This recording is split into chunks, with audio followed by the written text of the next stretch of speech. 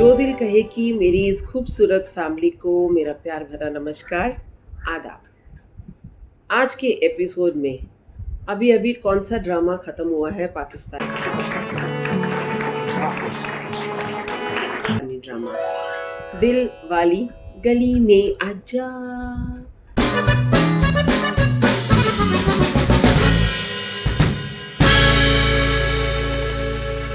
तो लगा कि एक बार उसका एक पूरा रिव्यू ले लेते हैं, प्लस उसमें जिन कलाकारों ने काम किया है उसके बारे में भी थोड़ी थोड़ी सी बात कर लेते हैं। अगर आप लोगों ने अभी तक दिलवाली गली में नहीं देखा तो स्टोरी है दीजू और मुज्जी की, जो एक दूसरे से भाग कर शादी कर लेते हैं और घर वाले आपस में रिश्तेदार होते हुए भी उस शादी के खिलाफ हैं और बड़ी मुश्किल से इन दोनों की कोर्ट की रजामंदी से शादी होती है। लेकिन पहले ही दिन से सिर मुंडाते ही पड़ते हैं इन लोगों के सिर पे, एक के बाद एक दनादन ओले। पहले कोई और प्रॉब्लम आती है, फिर दूसरी प्रॉब्लम आती है, फिर तीसरी प्रॉब्लम आती है। कोशिश करते हैं कि कहीं और जाके अपना हनीमून मना लें, लेकिन वो भी नहीं हो पाता, वहाँ भी प्रॉब्लम्स आ जाती हैं। कोशिश करते हैं कि घर से भाग के कहीं और जाके रह लें, तो वहाँ रहने में भी कुछ ना कुछ उनके लिए परेशानियाँ इकट्ठी हो जाती हैं। कोशिश करते हैं एक फ़्लैट बेचारे बुक कर लें, इधर से कर्ज़ा उधर से कर्ज़ा। दोनों नौकरी करते हैं कि किसी तरह नौकरी करके हमें कर्ज़े पूरे करने हैं और वो बिल्डर का फ़्लैट मिल जाएगा तो हम इस गंदी सी जगह से उठ के और अपने प्रॉपर बिल्डर फ्लैट में जाके रहने लगेंगे। तो पता चलता है कि उस बिल्डर फ्लैट में स्यापा पड़ गया।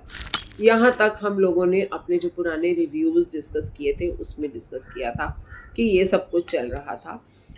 और उसके अगले एपिसोड्स में अचानक जो ट्विस्ट आया, दीजू और मुज्जी के बीच में डिफरेंसेस आ जाते हैं और जी दीजू पहुँच जाती है कोर्ट में अपना तलाक लेने के लिए।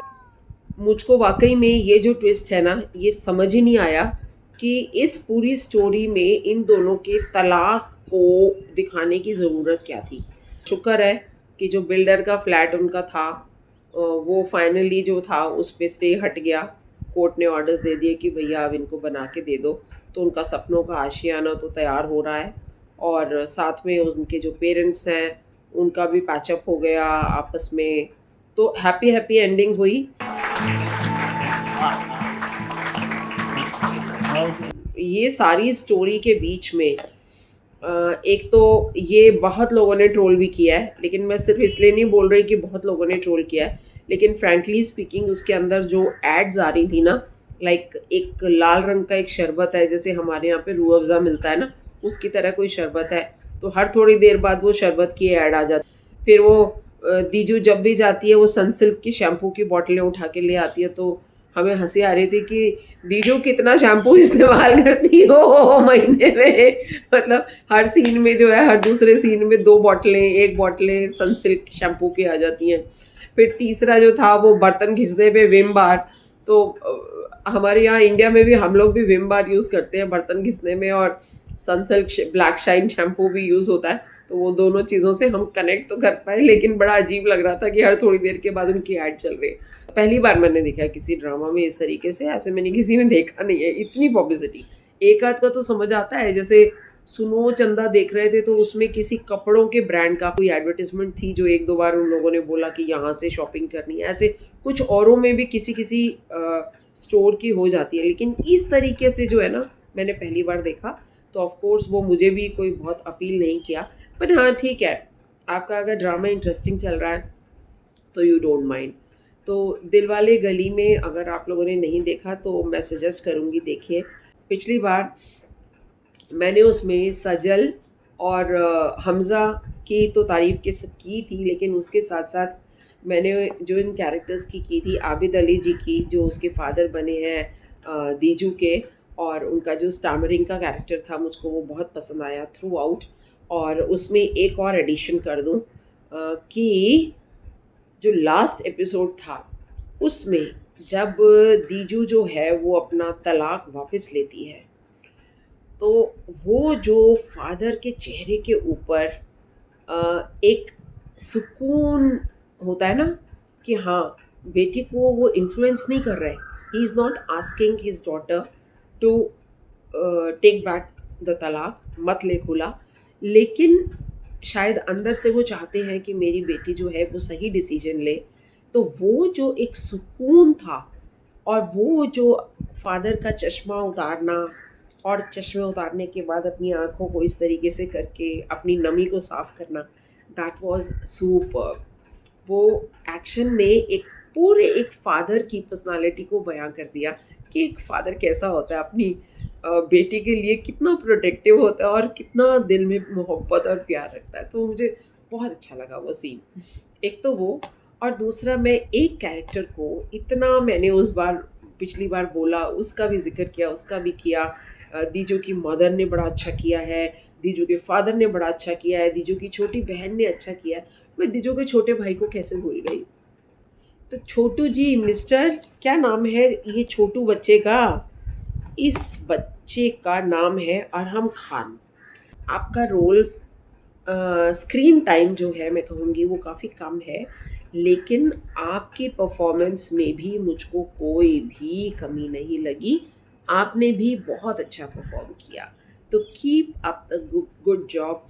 आप लोगों की ये जो नेचुरल परफॉर्मेंस है, यही मेरे और शायद मेरे जैसे और सारे व्यूअर्स जो हैं उन सबके दिलों को छूती है, क्योंकि एक सच्चाई नज़र आती है आपकी परफॉर्मेंस में। एक्टिंग नज़र नहीं आती।